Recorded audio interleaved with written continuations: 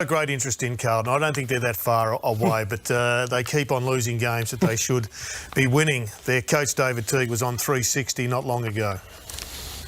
In terms of where the blame goes, we're in this together, and we'll keep working hard. We're not going to sulk. We're not going to sit here and moan about it. We're going to educate each other. We're going to review it. We're going to have some strong conversations, and we need to go out there and get the job done.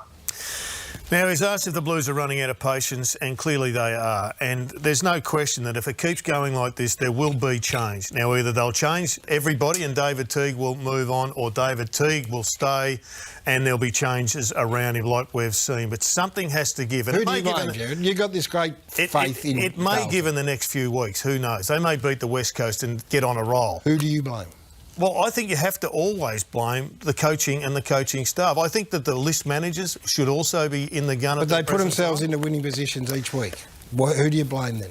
Well, I think that's a combination of coaching and of players. And I think that whatever it is, they are giving away goals too often for a period of time through the game. So that's lack of concentration. Well, we showed the clips a few weeks ago. Remember, where there is no way that's what's being coached at Carlton. And it was players just making horrendous decisions not to turn their head, not to come forward to nothing. I mean, so you can lay the blame at the coach, or you can lay, like, it's always a combination. But we showed the clips. Clips you're talking and about, it's the same stuff, Gaz. That's why you keep leaking goals. So is the coach not getting the message through?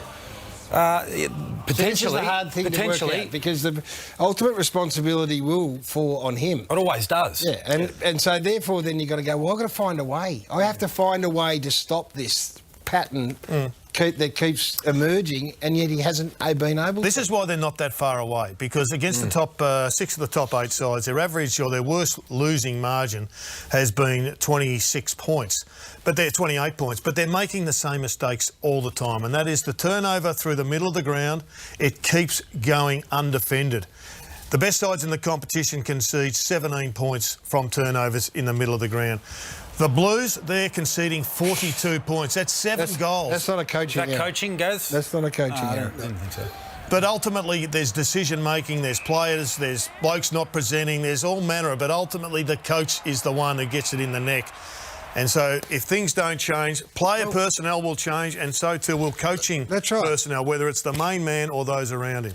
And if it was once or twice, then you go, OK, well, fair enough. It is a pattern of behaviour that continues to happen. Well, I think we've had the cautionary tales, though, and if we're saying Carlton are closer than they are further away, and I think the body of work suggests that with the tightness of the games. So Simon Goodwin last year, Melbourne didn't flinch.